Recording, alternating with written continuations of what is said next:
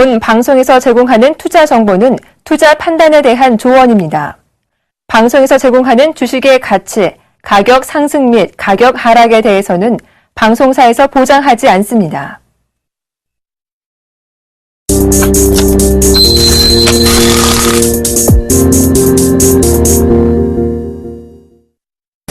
한은금통위는 올해 세 번째 정례회의를 열고 연 2.5%인 기준금리를 10개월째 동결했습니다. 이번 금통위는 김 총재의 마지막 기준금리 결정 회의였기 때문에 금통위원 교체를 앞두고 한은은 무리해서 기준금리를 변경하기는 어려웠을 것으로 판단됩니다.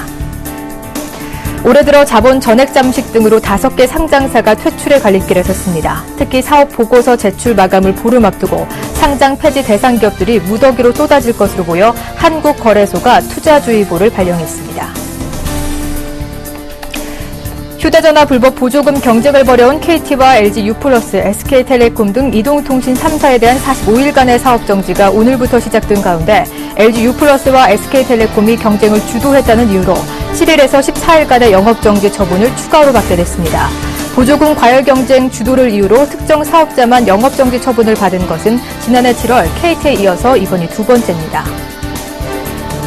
슈퍼 주총대회인 14일을 맞아 삼성전자를 필두로 국내 116개에 달하는 기업들이 일제히 정기 주주총회를 엽니다.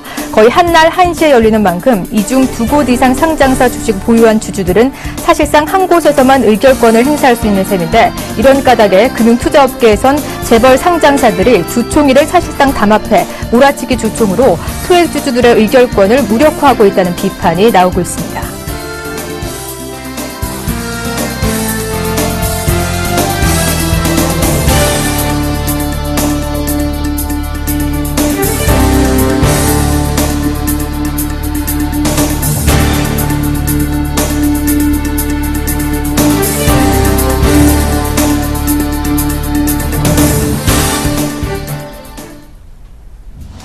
안녕하십니까. 오늘장 내일장의 정혜림입니다. 요즘 좀 길을 가다 보면 옷차림이 가벼워지신 거 확인할 수가 있으시죠?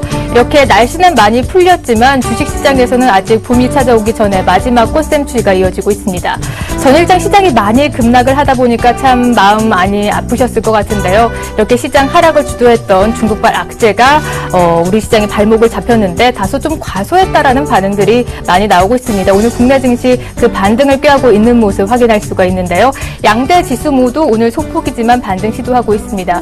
코스피도 현재 1941포인트 위에서 움직이고 있고요. 코스닥이 기관과 외국인의 수급까지 뒷받쳐 주다 보니까 1% 강세 기조 보여주고 있는데 546포인트까지 올라선 모습 보여주고 있습니다. 오늘 동시 선물옵션 동시 만기일이고 또 오전에 기준금리가 연 2.5%로 동결이 됐습니다. 하지만 내마녀의 신술도 좀 조용한 모습이고요. 기준금리도 지나간 만큼 이제는 좀 우리 발목을 잡았던 중국 지표에 눈을 돌려봐야 되지 않을까 싶습니다. 2시 반쯤에 소매 판매 지수가 나오고 있는데요. 아무래도 우리 시장이 발목을 잡은 만큼 얼마나 지표가 좀 좋게 나올지 아니면 좀 더 시장이 악화가 될지 마지막까지 좀 시장에 안심을 하지 않으시면 될 것 같습니다.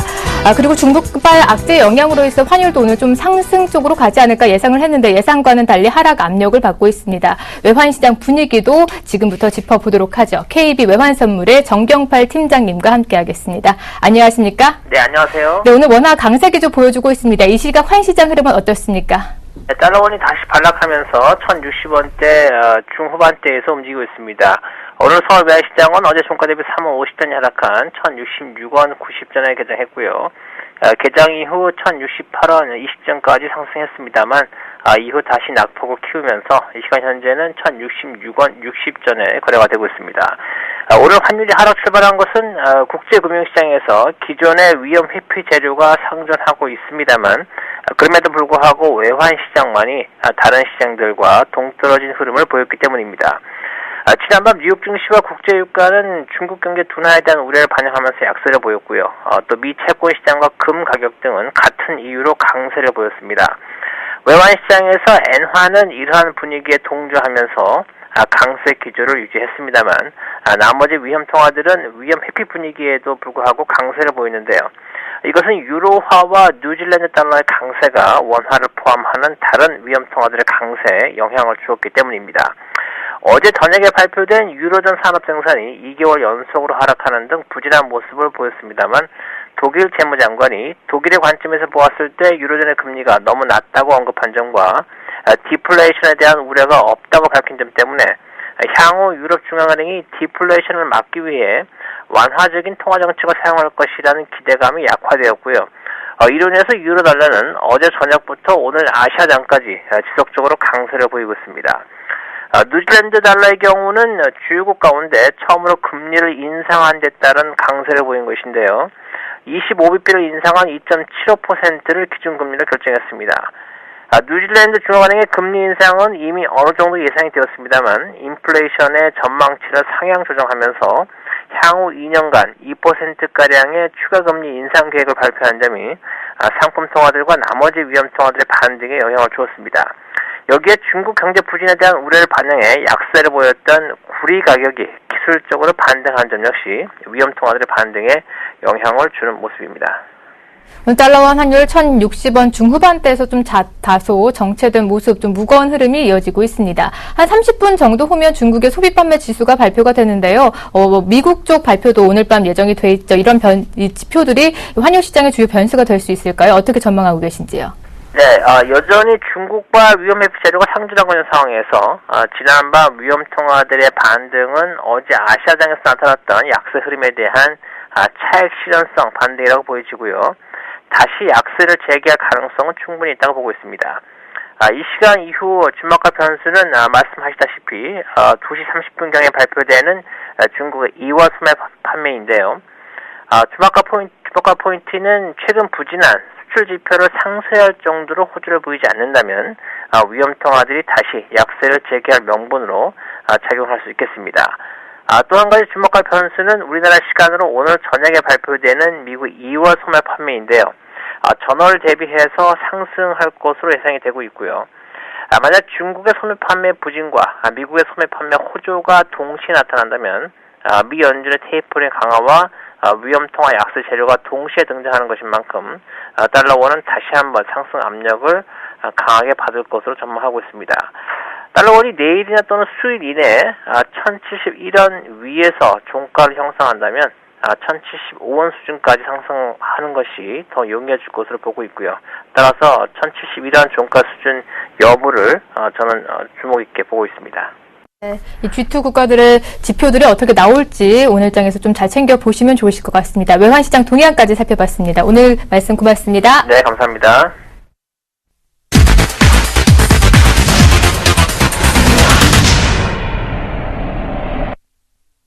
이슈들 차근차근 정리해보면서 시장 분석까지 해보는 시간 마련했습니다. 오늘도 IM투자증권의 김동섭 이사님 자리해 주셨습니다. 안녕하십니까? 네, 안녕하세요.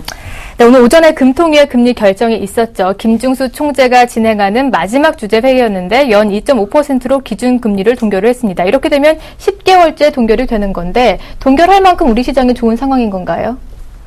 일단 동결했다는 것은 이제 시장을 좀 관망하겠다라는 부분이죠. 동결한 거에 대한 부분을 보면 이제 가계부채가 이제 1,000조를 넘었다라는 네. 부분이죠. 그러니까 이 부분이 금리를 인하하는데 상당히 좀 부담으로 좀 작용한 것으로 보이고 있고요. 또 하나는 그 한국은행 총재가 마무리되는 시점인데 임기가 마무리되는 시점에서 정책 변화를 주는 것은 후임자에 대한 잘못된 것으로 봐야 되기 때문에 아마 이 부분도 좀 감안된 것이 아닌가 이렇게 봐야 될 것 같고요. 경기가 살아났다 이런 거는 제가 볼 때 아닌 것 같습니다. 아직까지 우리나라 인플레이션 보시면 아직 1%밖에 안 되기 때문에 전 세계적으로 좀 분위기는 디플레 우려가 지금 계속해서 나타나고 있는 상황이거든요. 이런 부분을 본다면 사실 경기가 좋다기보다는 여러 가지 정황적으로 더 이상 어떤 금리 인하라든가 인상을 하는 부분에 있어서는 상당히 부담이 됐을 확률이 상당히 높다라는 거고요. 그다음에 김정수 한은 총재 같은 경우에는 원래 임기 내내 금리 정상화를 외치셨던 분이었기 때문에 아마도 금리 인하는 거의 어려웠을 것이다. 그렇지만 인상하기에도 지금 인플레이션이라든가 자산에 대한 어떤 부채가 상당히 좀 부담이 되는 부분이 아마도 동결을 할 수밖에 없는 그런 상황이었을 것이다라는 거고요. 또 시장 모습을 아시겠지만 지금 전 세계적으로 그 금리 동결보다는 금리 인상 기조를 좀 보이려는 모습이 좀 나오고 있습니다. 선진국에서는 뉴질랜드가 유일하게 금리 인상을 시작을 했기 때문에 이러한 부분도 아마 통화정책에 상당한 영향을 줬을 것으로 좀 판단을 하고 있습니다. 네. 다음번 회의부터는 이제 이주열 차기 신임 총장이 금통위를 주재하게 되는데 그렇다면 이분 뒤에부터는 좀 통화정책의 변화를 또 가져올지가 궁금해지거든요. 어떻게 예상하고 계신가요? 일단 인사청문회를 아직 통과를 안 했기 때문에 뭐 100% 그분이다라는 얘기는 못하지만 확률적으로는 굉장히 높은 상황이죠. 거의 80, 90% 가능성이 높죠. 이분 같은 경우에는 아마도 그 작년에 한국은행과 정부의 어떤 불협화음을 아마 잘 알고 있을 겁니다. 잘 알고 있기 때문에 아마도 지금 정부의 어떤 그 시장 기조를 역행하는 부분은 거의 없을 거라고 판단이 쓰고 있거든요. 그러면 지금 정부에서 시장을 보는 것 중에 하나는 이제 디플레 우려가 있다라고 판단하고 있고, 또 아직 경기가 회복되지 않았기 때문에 경기를 살려하기 위해서 정부에서 3개년 계획을 세웠다라는 거죠. 이런 부분을 감안한다면 지금 신임 총재가 되실 가능성이 높은 이주열 총재 같은 분들은 아마도 이 부분에 포인트를 맞추지 않겠냐. 그렇다면 결국 그 시장의 일각에서는 뭐 내년도에 금리 인상을 얘기하고 있지만 그것보다는 오히려 금리 인하 기조 가능성을 좀 열어두고 보시는 게 좋을 것 같고요. 금리가 인하된다라는 것은 아무래도 외국인들이 이 부분을 감안한 시장 진입 가능성을 좀 열어두고 보시는 게 좋겠다. 금리 인하되면 이제 환율은 이제 강세로 전환되지만 외국인 자본은 상당히 시장으로 들어올 수 있고, 그것은 결국 국내 시장의 어떤 수급적인 변화를 가져올 수 있는 부분이 있다라고 보여지고 있고요. 제 개인적 견해로는 금리 인하를 하는 것이 맞다라고 봅니다. 다만 이제 금리 인하를 계속해서 할 수는 없고요. 네. 가장 중요한 것은 이제 그 총재의 의지, 총재가 어떤 통화 정책에 대한 뷰를 가지고 있느냐, 이게 굉장히 중요합니다. 뭐 아침 시간에도 잠깐 말씀드렸었지만은 전 세계 중앙은행 총재들, 구로다 총재라든가 벤버랭키 의장, 또 마리오 드라기 총재의 공통점은 자기가 시장을 위해서 뭔가를 하겠다라는 정확한 의지를 필요했고, 그 의지가 시장에 반영이 되는 모습이었지만 사실 지금까지는 그런 것은 없었다는 거죠. 지금까지는 계속 지키기 전략을 모색했었던 부분이었기 때문에 지금 시장이 원하는 것은 지키기보다는 뭔가 조치를 취하기를 바라고 있다라고 본다면 이주열 총재의 기대감은 상당히 좀 클 수 있다. 그렇다면 결국 우리가 봐야 될 것은 이제 인사청문회 19일 날 있죠. 인사청문회에서 향후 통화 기조에 대한 언급이 어떤 식으로 나오는지에 관심이 굉장히 많아야 될 것이다라고 판단이 쓰고 있고요. 그것은 결국 시장의 방향성을 제시하는 부분이 될 것이다라고 보시면 될 것 같습니다. 그럼 남아있는 인사청문회에서 이주열 신임 총장의 뷰를 어느 정도 확인할 수 있겠나요? 네. 네, 이어서 미 연준 얘기도 해보도록 하겠습니다. 미 연준의 부의장 지명자인 스탠리 피셔가 이 상원은행위원회 인준 청문회를 앞두고 서면 답변서에서 지금의 현재 미국 실업률이 높다라는 발언을 했는데, 현재 미국 실업률이 6.7% 정도인데 그렇다면 어느 정도가 좀 적정선인 건가요? 지금 그 실업률이 높다라는 부분을 이제 적정선을 찾는다 그러면 아마도 독일을 아마 봐야 되지 않을까. 독일은 지금 4%대거든요. 그러니까 실업률 봤을 때는 이 독일이 미국보다 더 좋다고 말은 못하죠. 경제 규모로는, 경제 상황으로. 근데 오히려 독일은 지금 실업률이 굉장히 낮은 상태고, 미국은 오히려 지금 6.7%인데 6.7%에 만족한다? 이건 뭔가 잘못됐다는 거죠. 특히 자네 델러도 지난번에 얘기했지만, 지금 그 정규직을 가지고 있는 사람이 그렇게 많지 않은 상황입니다. 그러니까 지금 그 실업률이라든가 고용률을 보면 정규직이 아닌 비정규직 사람들까지도 다 포함이 되기 때문에 아마도 완전 고용률 가능성에 대한 부분이 이제 시장에 대두될 수 있는 부분이 있다라고 봐야 될 것 같고요. 사실 스탠리 피셔라는 인물이 주는 상징성이 굉장히 크다라는 걸 우리는 생각을 해야 됩니다.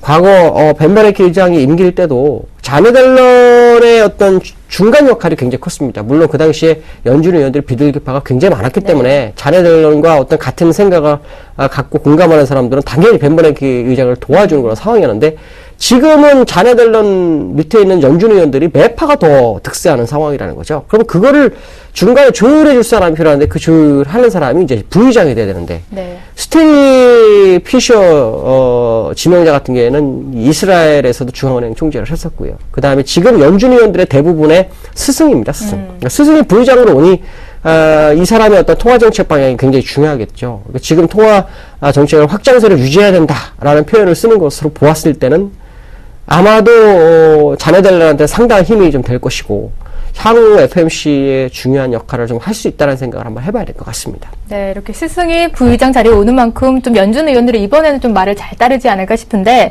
이 스탠리 피셔도 자넷 앨런처럼 완전 고용률을 언급을 했습니다. 그럼 다음 FOMC 회의 때 과연 이런 내용을 좀 언급을 하게 될까요? 어떻게 좀 가능성이 있다고 보십니까? 아무래도 지금 자넷 앨런도 완전 고용의 얘기를 하고 있고요. 그 다음에 지금 실업률 6.5%에 대한 어떤 가이던스 자체가 좀 문제가 있다라고 판단하는 것으로 보았을 때는 분명히 고용이나 실업 둘 중에 하나의 확률이 상당히 높죠. 스탠리 피셔가 저는 실업률이 높다 그런다면 결국 실업률을 더 낮추는 쪽이라 볼 것이고요.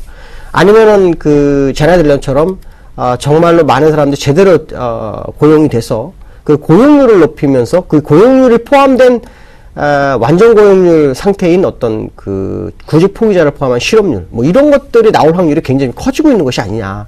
근데 이제 중요한 것은 이러한 것들이 시장에서 중요한 사람들 입에서 나오기 시작했다는 것은 연준 의원들한테 의논할 논제를 제공한 거다라고 봐야 되지 않겠냐. 그렇다면 결국 완전 고용률이 시장의 대세로 갈 확률이 상당히 높다라는 부분. 문제는 뭐냐면 완전 고용률을 치더라도 이 완전 고용률을 몇 프로로 둘 것이냐에 대한 부분이 상당히 좀 중요할 것 같고요. 이걸 포함한 실업률로 만약에 계산한다 그러면 실업률을 몇 프로까지 목표치를 둘 것인지.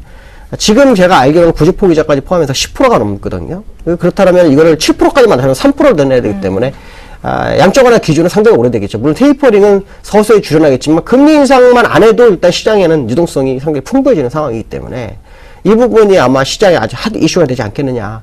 중요한 것은 연준 의원들의 중요한 가운데서의 어떤 중간자 역할을 해야 될 사람도 상원청문회에서 이 질의서 답변서에 이러한 내용을 담았다는 것은 상당히 긍정적으로 봐야 될 것이고 향후 FMC에 의해서 중요한 변수로서 떠오를 수도 있다는 생각을 한번 해봐야 되지 않을까 이렇게 판단이 쓰고 있습니다. 네, 이제는 완전 고용률은 어느 정도 좀 대세로 자리 잡고 있다라고 말씀까지 주셨습니다.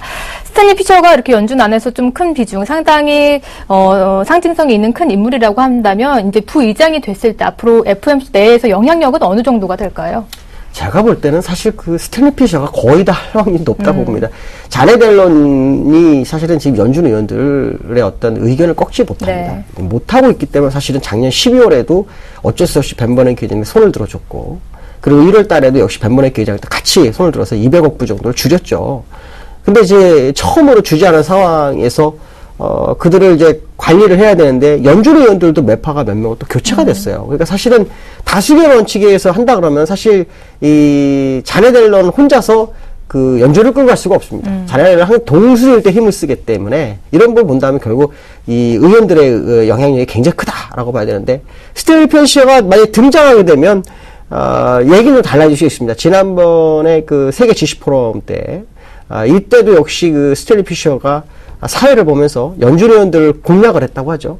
그 당시 2008년도에 연준 의원들 했던 당신들이 그 당시 당신이 한 것들이 뭐냐라고 질문을 했을 때 아무도 대답을 못하고 오히려 선생과 학생의 모습이 나타나는 그런 상황이었다라고 본다면 스탠리 피셔가 나타났을 때 연준 의원들을 충분히 컨트롤하고 그것이 이제 자넷 앨런과의 어떤 의견 조율의 가능성이 상당히 높다라고 말할 것 같고요. 결국 스탠리 피셔가 연준의 역할이 어설픈 상황이 거의 아닐 것이다. 굉장히 중요한 역할을 도맡아서 할 확률이 상당히 높다라고 봐야 될 것 같고 오히려 자넷 앨런보다는 스탠리 피셔가 시장에서 계속 두드러지는 행보를 보일 수도 있다라는 생각을 해야 될 것 같습니다. 어쩌면 지금 자넷 앨런보다 입김이 더 커질 수 있는 그렇다고 봐야 되겠죠. 네, 그런 상황이 연출될 수 있겠네요. 이어서 우리 시장 얘기도 해보도록 하겠습니다. 오늘 선물 옵션 동시 만기일인데 시장의 충격은 크지 않은 모습 보여주고 있습니다. 이사님께서 목요일쯤에 기관의 윈도우 리드레싱이 좀 들어올 것이다라고 전망해 주셨는데 그 예상이 딱 맞아 떨어졌습니다. 오늘 시장 어떻게 보고 계신가요? 일단 기관들의 매수는 그렇게 많지가 않습니다. 840억인데요. 요 근래 며칠 동안 파는 거 생각하면 그렇게 많이 들어온 것 같지 않습니다. 동시호가에 많이 들어오는지 좀 확인하셔야 되는데 금액 대비로는 이제 외국인이 한 2천억 매도, 기관이 840억 매수인데 수량으로 보면 오히려 기관이 많습니다. 네. 외국인은 200만 주 정도를 팔았고요. 기관은 한 280만 주를 샀죠. 이런 걸 보면 이제 기관들이 시장에서 이제 진입하는 그 모습이 나타나고 있다라는 걸 봐야 될 것 같고요. 오늘 사실은 만기 시점이 되다 보니까 제가 아마 이런 얘기를 했을 겁니다. 코스피 200 기준으로 252.5 콜이냐 푸시냐 그건 잘 모르겠다. 그러나 그 주변 어디가 될 거고 어저께 미리 이벤트성 하락이 진행이 됐다면 오히려 반대로 갈 확률을 좀 열어두고 보자라고 말씀드렸는데 일단은 지금 올라온 상황이거든요. 근데 만기다 보니까 크게 땡기질 않는 그런 상황이다라는 거죠. 좀 아쉽다라고 말씀드릴 수 있고 이 만기에서 제가 볼 때 이제 프로그램 매도 현재 1,300억 정도 나오고 있는데 이 프로그램 매도도 사실은 좀 제약될 수 있는 그런 공간에 있지 않느냐. 사실은 지금 지수보다 동시효과 이후의 지수가 되게 중요합니다. 왜 그러냐면 코드로 볼 때는 굉장히 변화가 좀 크기 때문에 이 부분을 좀 감안해서 봐야 되겠지만 시세의 방향성에 대한 부분은 뭐 여전히 유효하지 않겠느냐 부분은 생각을 해야 될 것 같고요. 기술적으로 본다면 사실 기준선 일목균형표에서 기준선 값은 이제 현재의 시점에서 과거 26개의 캔들까지 최고가, 최저가의 중간값을 이용한 건데 현재 기준선까지 음봉을 냈다가 오늘은 그 지점에서 지지력 테스트를 확인하면서 양봉이 나오는 모습이 나오고 있거든요. 그렇다면 결국 조정은 거의 마무리되는 과정 속에서 되돌림인데 이것이 만기를 깨다 보니까 크게 상승하지 못하는 것이 아닌가라는 생각이 좀 들고 있습니다. 그러나 중요한 것은 우리가 만기 하루를 보기 위해서 주식을 하는 건 아니죠. 장기간 롱 포지션을 가져가는 그런 사람들 입장에서는 그나마 반등에 성공함으로 인해서 추세를 다시 되돌릴 수 있는 상황이 왔다라는 거에 감사하는 마음을 가져야 되지 않을까 이렇게 판단이 서고 있습니다. 전일장 워낙 급락을 했기 때문에 오늘장에서 좀 다소 기술적인 반등 많이 기대하셨을 것 같습니다. 그렇다면 내일도 좀 반등이 이어질 수 있을까요? 계속? 저는 이번 만기 때 의도적으로 하락을 시키는 그런 상황이었는데요.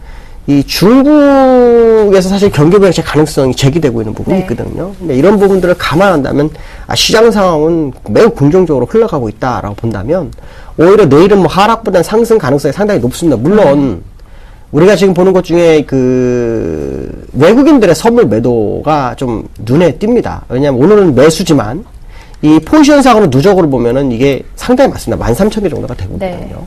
그러니까 사실 매도하는 것이 이제 오늘 다 청산하는 과정이라면 추가적 하락을 요구할 수 있는데 불구하고 더 하락하지 않는다라는 거죠. 그러니까 이런 부분을 본다 그러면 외국인과 기관의 어떤 서로 합의점이 이 근처 어디라고 판단해야 될 것 같고 그 얘기는 결국 이벤트성 하락은 제한된 거기 때문에 내일 아마 추가적 상승에 대한 기대감은 굉장히 클 것이다라고 봐야 될 것 같습니다. 네, 이렇게 내일장까지 좀 긍정적인 답변이 나와서 좀 오늘 안심이 되는 하루입니다. 네, 오늘 말씀 고맙습니다. 네, 감사합니다.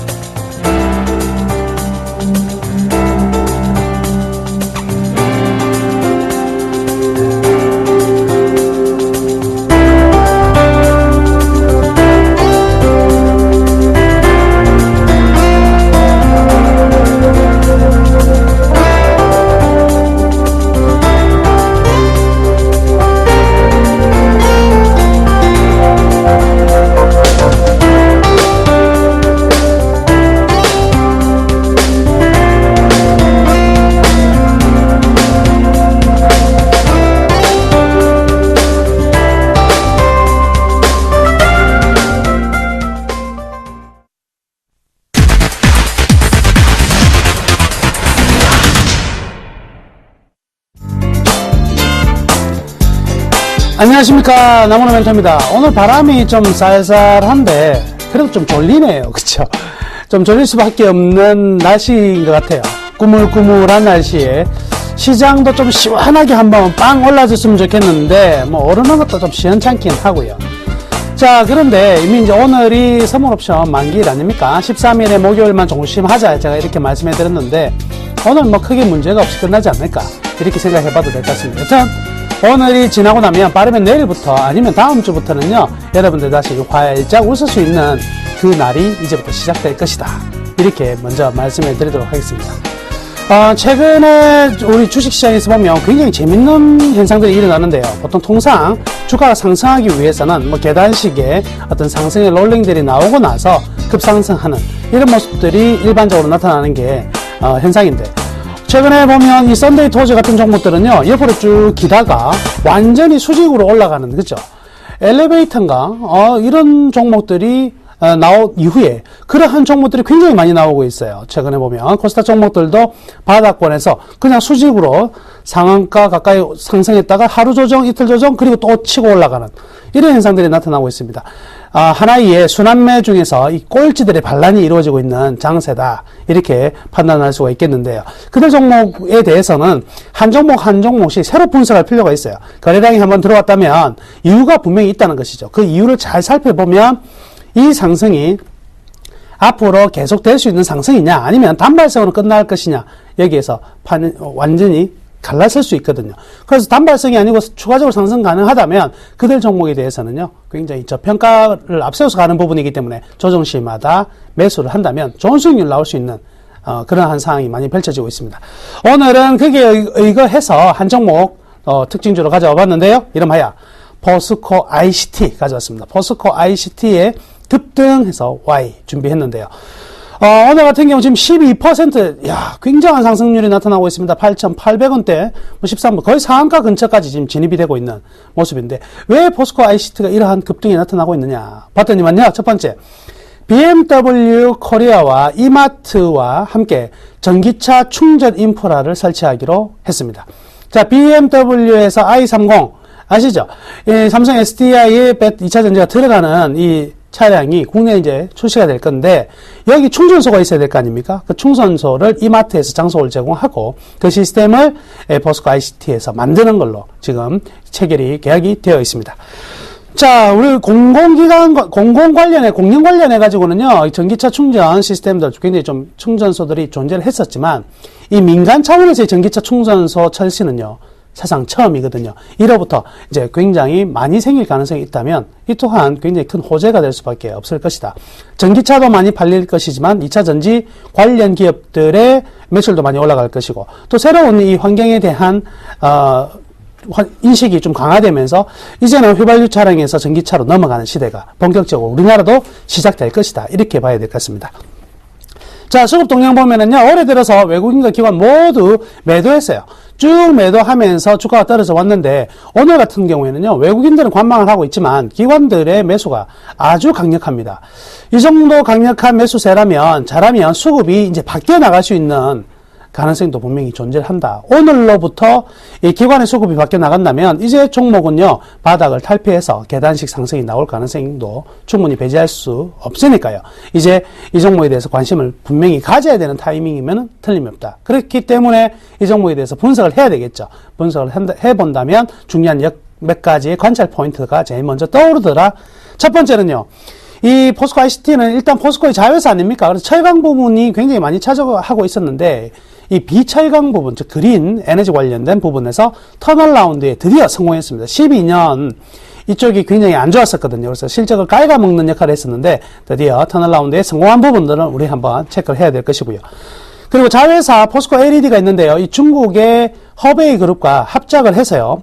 이 본격적인 이 LED 시장에서 중국의 시장에서의 시너지 효과가 나타날 가능성이 많다. 자, 이 우리나라 시장보다 이 LED 시장 같은 경우에도요, 중국이 굉장히 발빠르게 대응하고 있고, 시장의 성장 속도도 너무나 빠르거든요. 여기에서 상당 부분 좋은 실적들이 나타날 가능성이 클 것이다. 이렇게 봐야 될 것입니다. 자, 그리고 역시 이제 스마트 그리드의 전문이죠. 이 스마트 그리드 사업에서 일본 에디슨 파워하고 동시에 이제 협력하기로 해서 이 협력을 가지고 어떻게 해 나갈 것이냐.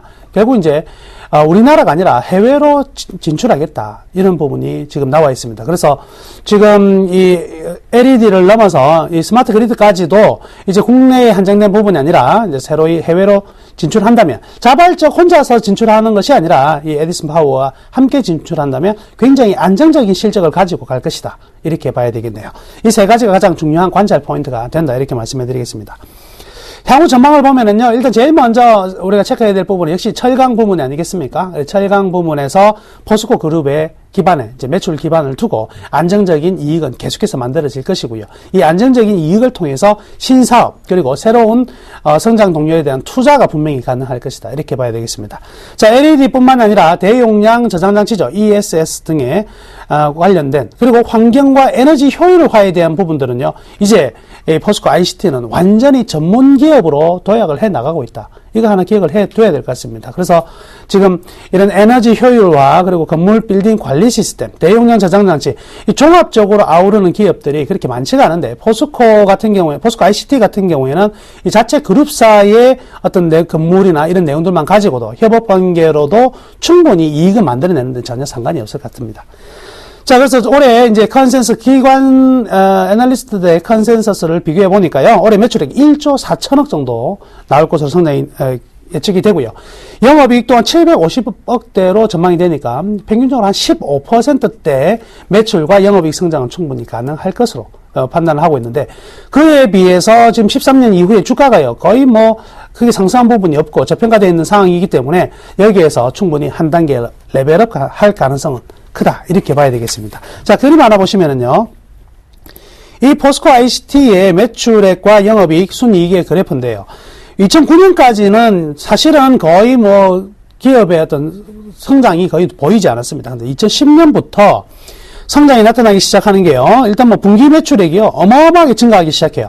그러다가 13년, 작년 같은 경우에는요, 3, 4분기까지는, 2, 4분기까지는 굉장히 좋았는데, 3, 4분기 살짝 주춤하면서 단기 순이익도 주춤했었거든요. 그런데 이 4분기를 기점으로 다시 그린 에너지 쪽에서 수익을 만들어냈기 때문에 이제 매출액과 이익의 성장은 계속될 것이다. 그러면 지금 여기 보시면 초록색이 이익이고요, 노란색이 단기 순이익이고, 그리고 매출액이 바로 이 빨간색 그래프인데, 지금의 상황은 주가로 본다면 최고가에 가 있어야 된다는 거죠. 최고가에 가 있어야 되는데, 지금 주식 그래프 한번 보시면은요, 주식이 최고점에 가 있는 모습이 전혀 아니죠. 그렇다고 본다면, 과거 굉장히 저평가의 흐름 속에서 이 종목이 머물렀구나, 이렇게 봐야 된다는 것이죠.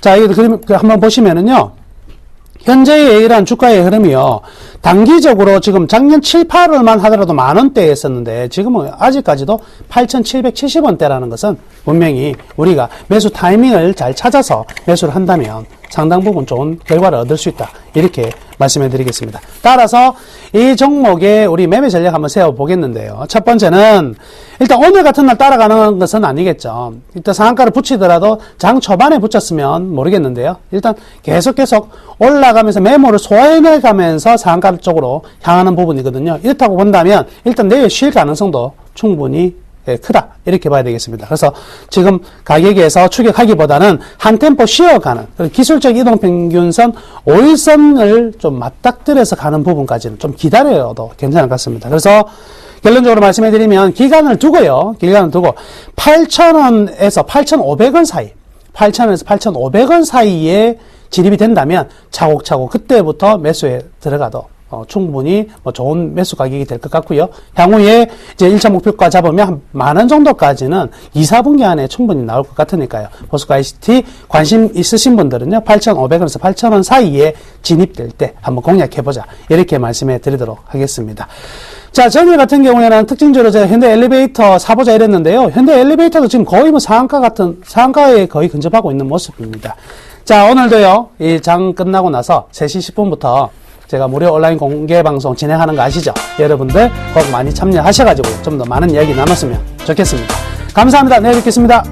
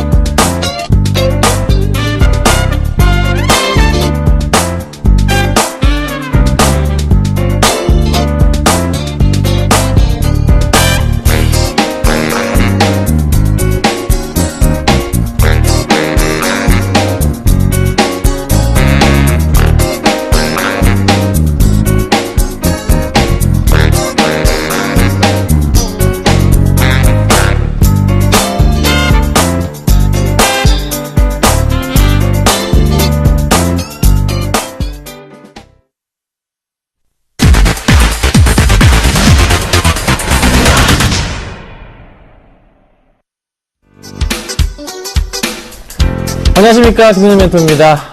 잘 계셨습니까? 네, 오늘 대종목 하나가 상한가를 갔습니다. 네, 좀 이따가 말씀드려보고요. 확실하게 조금 시장이 오늘 굉장히 좋아지고 있습니다.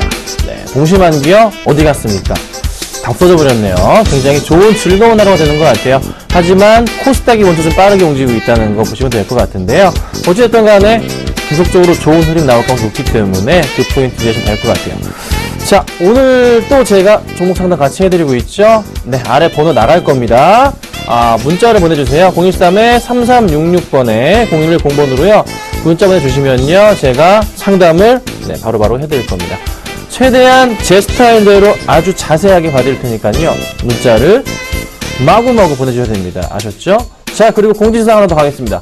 자, 내일부터, 어제는 제가 아주 좀 급한 일 때문에 저 대신에 이상로 멘토가 방송을 했었죠?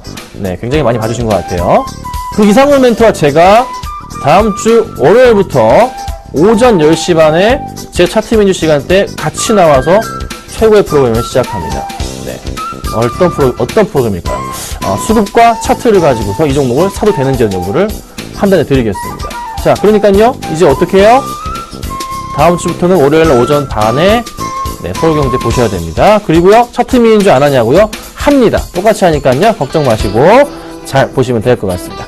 자, 오늘 가지고 나온 종목 살펴보겠습니다. 수급 백전 좀 봐볼게요.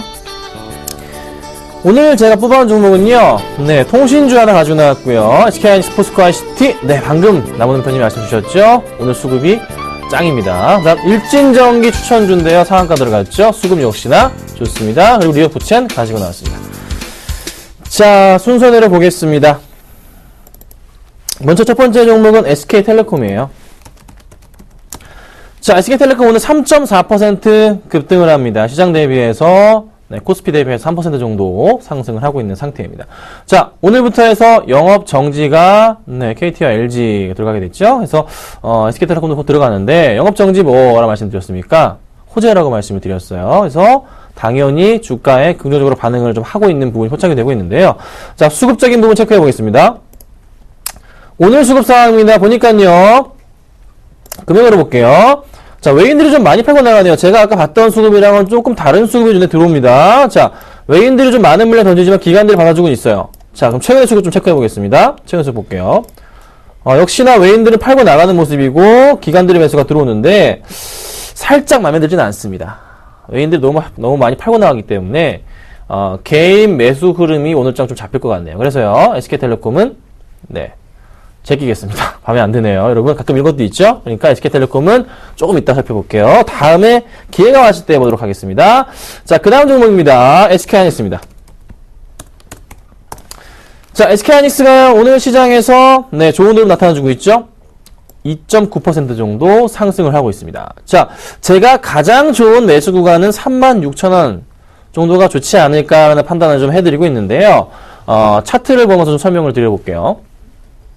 빨리 보겠습니다. 자, 바닥 라인에 대한 인식, 제가 그냥 항상 그리는 거예요. 여러분, 제가 항상 그냥 그리는 겁니다. 별거 없어요. 그쵸?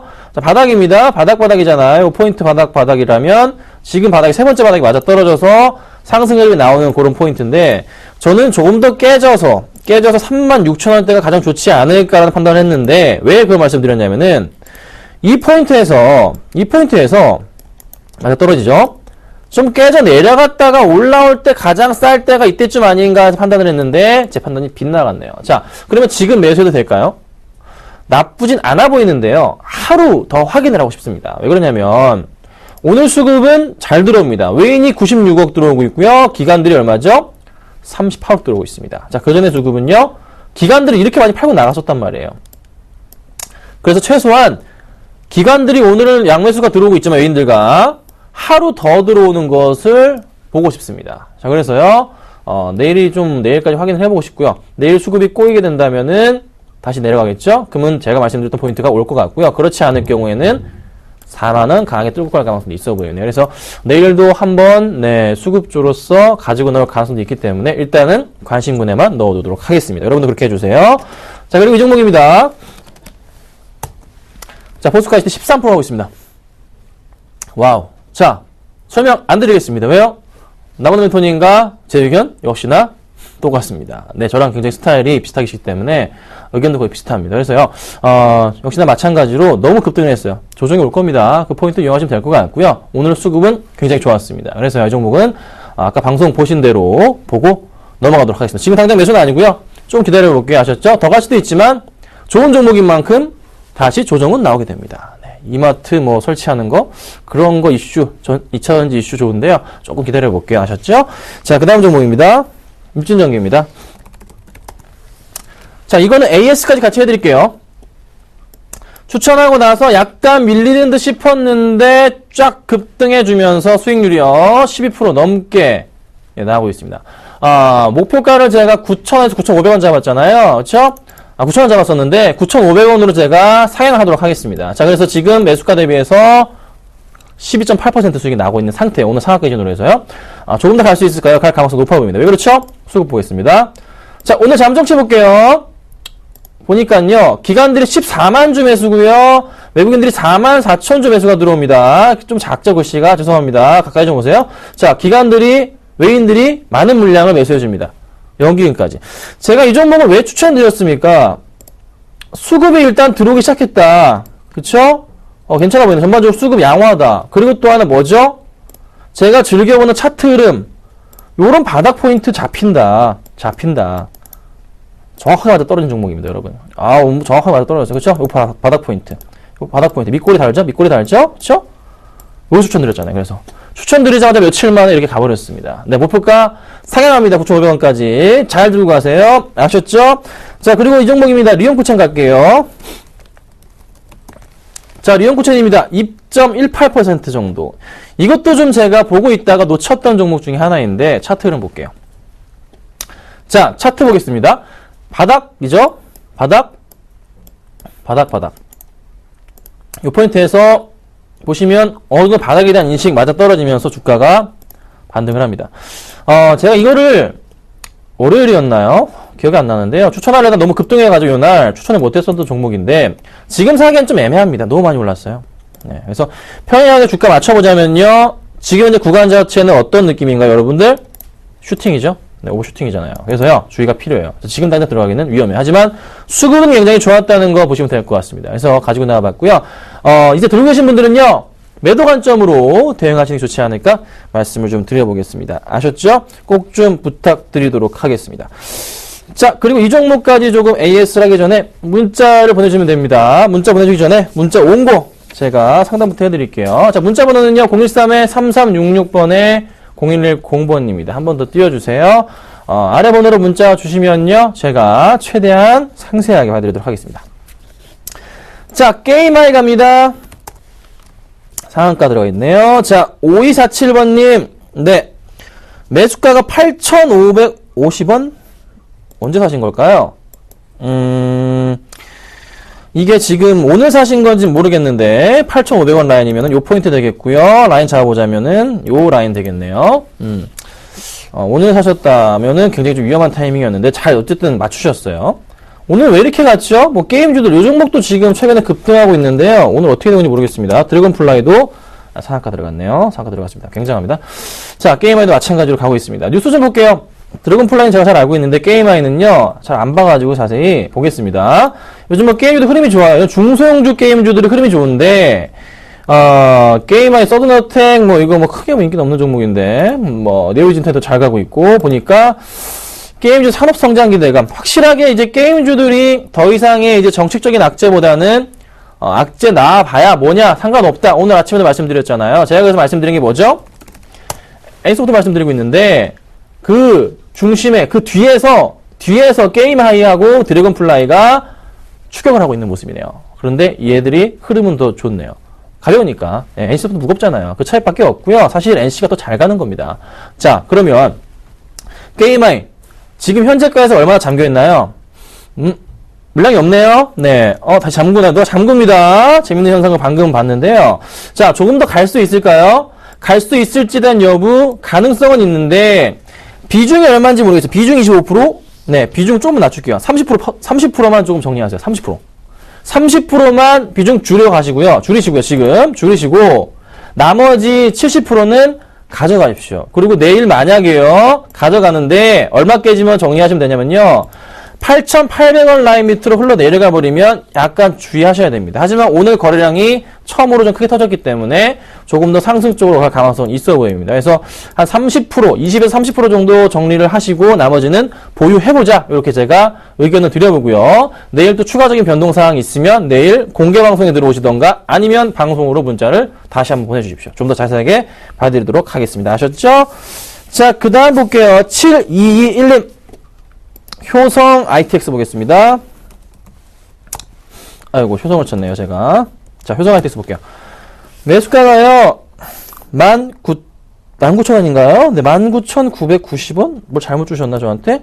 9,990원이겠죠? 아무래도. 네, 그거 같아요. 제가 볼 때는. 네, 그거 같습니다. 어찌됐던 간에 상담해드리겠습니다. 자, 요 포인트 매수를 하셨거나, 뭐 이때쯤인 것 같아요. 자, 바닥권에서의 한번 튀어오르는 포인트가 잡혔습니다. 자, 수급을 볼까요? 수급이 별로 마음에 안 드네요. 이거 누가 끌어올리는 겁니까? 딱 보니까요, 기타 원인적 물량으로서 주가를 지금 최근에 좀 관리해주고 있는데, 그 전에 끌어올린 걸 좀 살펴보겠습니다. 이전에 언제죠? 1월부터 올라갔잖아요. 1월부터 볼게요. 1월부터 올라가는데, 올라간 것도 없고, 누가 올린 겁니까? 이거, 지들끼리 치고 빠지고, 여기 보세요. 2월, 요때, 금융투자 쪽 자산, 이분들, 네. 자기들끼리가 쏙 빼고 나갔네요. 2월 초에. 이때 언제죠? 2월 초? 참 치사한 분들인 것 같아요. 요때 다 털고 나갑니다. 자, 그럼 어떻게 해야 됩니까? 이거 무조건 지켜야 될 라인이 생겼습니다. 이 포인트입니다. 좀 내릴게요. 이거 10,000원 깨지면 굉장히 위험합니다. 10,000원 깨지면요. 10,000원 익절가나 손절가 잡으시고 대응하셔야 됩니다. 아셨죠? 그렇지 않을 경우에는 다시 올라갈 가능성이 있는데, 일단 10,000원 라인에 대해서는요, 무조건 지켜줘야 되는 포인트입니다. 깨지고 내려가면은 이거 요렇게 내려갈 가능성, 제자리로 돌아갈 가능성이 있습니다. 아셨죠? 그래서 조금은 주의가 필요하기 때문에 10,000원, 그렇죠? 거의 매수가 부분이신데요. 10,000원까지만 딱 보라고 말씀을 드릴게요. 지금은요, 가져가도 되는데 욕심이 없으시다면 지금은 사실 정리해야 되는 그런 수급이에요. 좋지 않거든요. 그래서 비중이 높으시다면은 조금 줄이시는 게 나을 것 같고요. 그렇지 않을 경우는 10,000원까지는 보셔 가는데, 사실 뭐 지금 뭐 6% 이상 수익이 나시고 계시니까 만족하시는 것도 전략인 것 같아요. 제가 수익 얼마나 냅니까? 보통 5에서 10%, 많으면 15%밖에 수익을 안 냅니다. 방송상에서요. 네. 항상 그렇게 수익을 내잖아요. 그러면서 스윙하잖아요. 그래서 그런 전략이 필요할 것 같아요. 그래서 그거는 조금 개인적으로 판단을 하시는 게 좋겠다라고 제가 의견을 드려볼게요. 아셨죠? 잘 판단하세요. 자, 그리고요, 다음 볼게요. 할인 봅니다. 네, 할인 추천주예요. 걱정하지 마시고 가져가세요. 저 믿으시죠? 네, 걱정하지 마십시오. 가져가겠습니다. 좋은 수익이 날 거니까요. 우리 5410님 할인 5,180원이신데요. 매수 추천가가요. 5,630원, 5,680원 이렇습니다. 더 높아요. 그러니까 걱정 마시고서 뭐 가져갈게요. 네, 좋은 종목인 만큼 좋은 수익이 날 겁니다. 수급 믿어보세요. 자, 그럼 신성통상. 우리 저기 수연이, 네, 수연 친구. 모델로 활동하고 있죠. 자, 이거, 김수현 효과로 인해서 주가가 급등을 했습니다. 그런데요, 빠졌다가 다시 올라오고 있는데 매수가가, 너무 높아요. 1,100원이 뭡니까? 우리 1662님, 너무 욕심내셨어요. 비중 너무 크세요. 비중 줄이겠습니다. 빨리 줄일게요. 비중을요, 1,100원이신데, 이거 몇 프로 수익이죠? 뭐 3% 정도 수익이신 것 같은데요. 너무 높게 잡으셨어요. 너무 높게. 그쵸? 깨지면 어떡하실 거예요? 그냥 지금 정도 수준에서, 만족을 하시는 것도 전략일 것 같아요. 그러니까 지금은 좀 비중을 많이 낮추셔야 됩니다. 최소한 비중은요, 이런 종목은요, 몇 프로? 20%. 20%만 가져갑니다. 나머지는 비중 줄여주세요. 더 가서 저 욕하실 건가요? 아닙니다. 이미 네, 조금 욕심을 내셨기 때문에 저는 이게 맞다고 판단이 됩니다. 욕심 낮추시고, 그리고 2%, 3% 수익에 만족하십시오. 그래서 지금 당장 비중 줄이시는 것을 제가 하시라고 의견 드리도록 하겠습니다. 자, 그리고 삼성중공업입니다. 자, 볼게요. 조선주도 오늘도 난리 났어요. 안 좋아요. 다른 거 볼까요? 대우조선해양, 현대중공업, 한진중공업 많이 올라가고 있네요. 자, 삼성 보겠습니다. 왜 이렇게 빠지고 있나요? 근데요, 이게 빠져도 그래도 지켜줬던 2011년 유럽 위기 그 이후부터 해서 지켜줬던 가격대가 있어요. 한번 반등을 나온 이후부터. 그러니까 이때가 유럽 위기 해소가 되면서 지수가 반등을 줬던 포인트인데, 그 이후부터 해서 저점 바닥으로 인식이 됐던 부분이 이 포인트거든요. 3만원이에요. 3만원입니다. 자, 그러면 이 포인트에서 보세요. 이 포인트잖아요. 3만원이잖아요. 자, 깨고 내려갈까요? 깨고 내려가더라도요, 다시 반등을 줄 가능성이 있어 보입니다. 자, 매수가가 얼마시냐면 33,350원이세요. 1894님. 비중 100%. 네. 100%. 네, 100%. 어쨌든 베팅 하셨습니다. 자, 그러면 어떻게 해야 될까요? 보세요. 차트 갑니다. 차트 그려드립니다. 보세요. 고점 라인 연결합니다. 고점 라인이고요. 바닥 라인. 정확하게 거의 맞진 않지만 그래도 거의 7, 80%는 정확하게 움직입니다. 여기 보시면, 여기 뭐냐면요. 고점, 바닥, 고점, 바닥, 고점. 네, 바닥이고요. 고점이고요. 고점이고, 바닥입니다. 아까 제가 말씀드렸던 포인트 뭐죠? 여기서 잠깐, 네, 깼다가 올라가는 포인트. 그럼 어디서 파야 되나요? 요 포인트. 여기 얼마일까요? 선 그어볼게요. 31,500원 라인이 목표가가 되겠네요. 그래서 지금은 홀딩 하시는데 반등을 줄 때, 여기, 네모칸 쳐드릴게요. 여기 포인트에서 반등을 줄 때, 좀 확대할까요? 반등을 줄 때, 그 포인트에서는, 여기서 반등을 줄 때, 그 포인트에서는, 좀 더 매수를 해도 괜찮을 겁니다. 지금은 당장 매수하기에는 리스크가 있습니다. 조금 더 빠졌다 올라갈 수 있기 때문에 좀 기다려볼게요. 그래서 홀딩 의견 드려보도록 하고요. 지수가 살아나는 만큼 조선주도 다 갈 겁니다. 그러니까 조금만 기다려보세요. 약간의 좀 중국 영향인데요. 걱정하지 마세요. 네, 조선주 안 망합니다. 걱정 마시고요. 가져가고 저는 최선주를 대우조선해양을 말씀을 드렸다가 저번에 3% 손절하고 나갔죠? 바로 손절하고 나갔죠? 왜 나갔죠? 바닥 깨져버리니까 손절하고 나갔습니다, 제가. 안 나갔으면 더 손해가 났을 텐데요. 약간 조금 만약에 추가적인 하락이 크게 나올 경우에는 손절하는 습관도 조금 기르셔서 빠르게 빠져나오시고 좋은 종목으로 갈아타시는 전략도 필요할 것 같습니다. 아셨죠? 지금은 홀딩 해보도록 하겠습니다. 자, 그 다음 이거 볼게요. 빙그레 볼게요. 자, 빙그레 보겠습니다. 3832님. 92,000원 매수하셨습니다. 20% 목표가 손절가 물어봐 주셨습니다. 네, 굉장히 많이 옵니다. 자, 보겠습니다. 92,000원. 빙그레가 여러분들 잘 아시는 뭡니까? 네. 그냥 빙그레 하면 아이스크림 떠오르죠? 자, 주봉제가 일어났습니다. 주봉을 열어놨는데요. 딱 보니까 어떤 생각이 드냐면요. 제자리로 왔구나. 네. 보이시죠? 이 친구 제자리구나. 요런 거 다 지워버려야 되는데. 아래 거 보지 마시고요. 제자리입니다. 이 라인을 타고서 쭉 올라가지고 있는 포인트가 잡히죠. 그쵸? 여기는 참 쌌던 그런 시기예요. 네. 아주 어렸을 적입니다. 자, 그리고 너무 성장을 해서 욕심내다가 한번 자빠졌어요. 자, 그리고 이제 제자리로 와서 잘 걸어가고 있는 순간입니다. 파실 건가요? 아니죠. 팔 필요 없겠죠? 한번 치고 올라갈. 자, 여름에 아직 좀 시기적으로 빠르긴 하지만 어쨌든 여름 되면 많이 팔리니까 매출학 때는 또 좋게 나올 겁니다. 항상 여름 관련주 중에서도 좀 좋은 흐름이었기 때문에 그래도 지금은 굳이 팔 필요는 없어 보여요. 일봉으로 다시 갑니다. 자, 일봉으로 봤을 때도 역시나 마찬가지로 뭐 보이세요? 바닥 보이시죠? 네, 라인 볼게요. 자, 라인 맞아 떨어지죠? 어떻게 될까요? 반등 주겠죠? 어디까지 갈까요? 쉽죠? 평행하게 긋는다 말씀드렸습니다. 그쵸? 여러분들 잘 혼자 하시면 돼요. 여기까지. 맞아 떨어지죠? 그쵸? 그러면 여기서 어떻게 갑니까?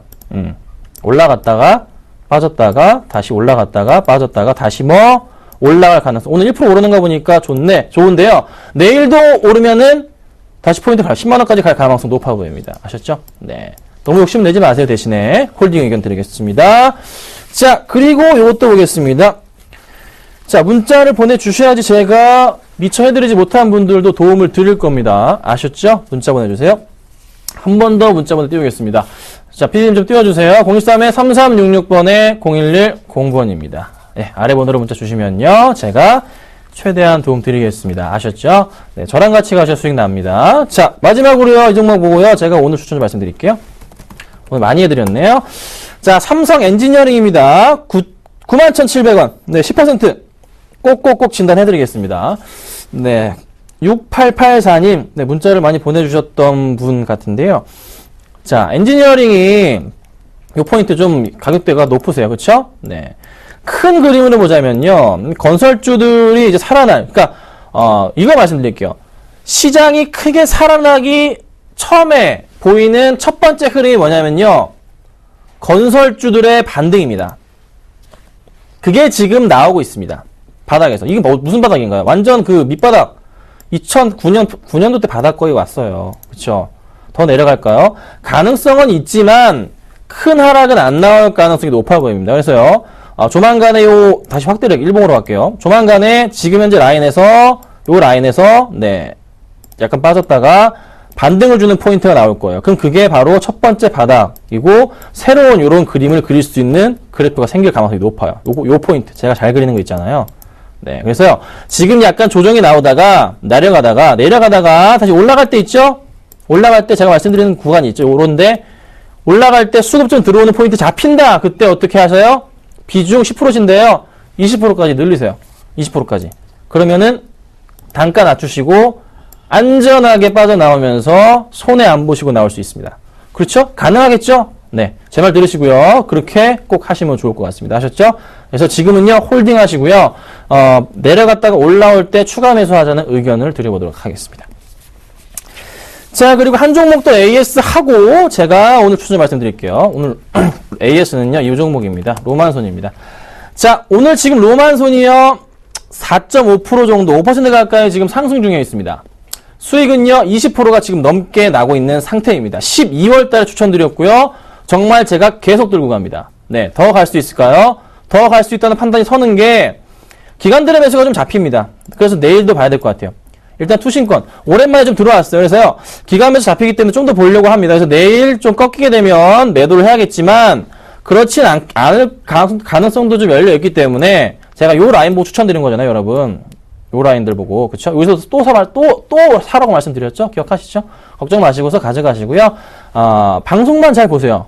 그리고 내일 공개 방송 때 뭐 얘기도 제가 하겠죠. 그래서 들어오시면요, 아주 재밌는 얘기도 많이 해드릴 테니까요. 걱정 마시고 홀딩 하시면 될 것 같아요. 자, 오늘 추천주는요, 이 종목입니다. 이 종목 사실, 이번 주 그 차트민주 오전 방송에서 추천드렸던 종목입니다. 영환무역입니다. 자, 여러분들, 봄이 왔어요. 네. 등산하실 건가요? 하실 건가요? 그러면 노스페이스 가실 건가요? 모르겠습니다. 딴 데도 가시겠죠? 하지만 어쨌든 매출은 확대가 된다는 거에 포인트 잡고 수급 보겠습니다. 자, 기관들의 꾸준한 수급 매수가 잘 들어와주고 있어요. 정말 퍼펙트한 수급입니다. 자, 그리고요, 오늘 수급만 체크하고 매수가 잡아드릴게요. 오늘 수급 역시나 매수가 들어와주면서 외인 매수도 역시나 강하게 받아주면서 연기금 매수까지 들어와줍니다. 자, 매수가는요, 오늘 이 종목 종가로 갑니다. 네, 종가 매수 부탁드리고요. 목표가는 43,000원까지 보고요. 좀 높나요? 괜찮습니다. 손절가는 짧게 봅니다. 37,500원 라인으로 잡도록 하겠습니다. 자, 그럼 제가 영업무역까지 말씀을 드려봤고요. 네, 내일은 오전에 제가 안 나오죠? 오후에 뵙도록 하겠습니다. 감사합니다.